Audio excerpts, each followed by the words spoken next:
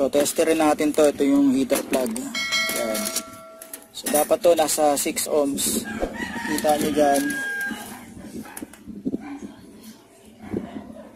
5.5. Yan.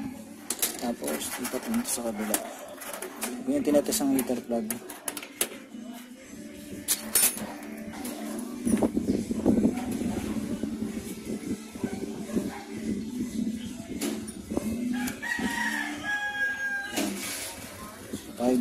.0.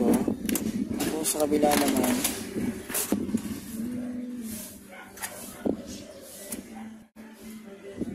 4.9.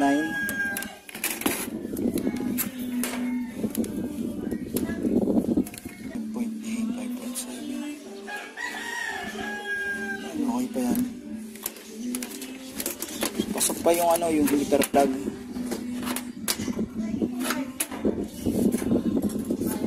Pwede pang i-test to, diretso sa battery, tas makikita nyo mag-iinit to. Pero delikado yun eh. Pero sa ganyan pala makikita nyo kung okay pa yung heater plug o glow plug. So dapat ito, testin ko may continuity. Ito, saka to. Yung nagko-connect dyan. Pwede nyo gawing diskarte kapag i-test nyo. Ano ba, natanggal nyo na yung heater plug o yung glow plug. Kunin nyo yung yung halimbawa, nakuha nyo dito 5, 5, 5, diba? 5 nakuha nyo rito, 5 nakuha nyo rito, 5 nakuha nyo rito. Yung isa medyo malayo. Yung malaki posibilidad na may problema na yon. Pero halos dapat magkakapareho yung reading niyan.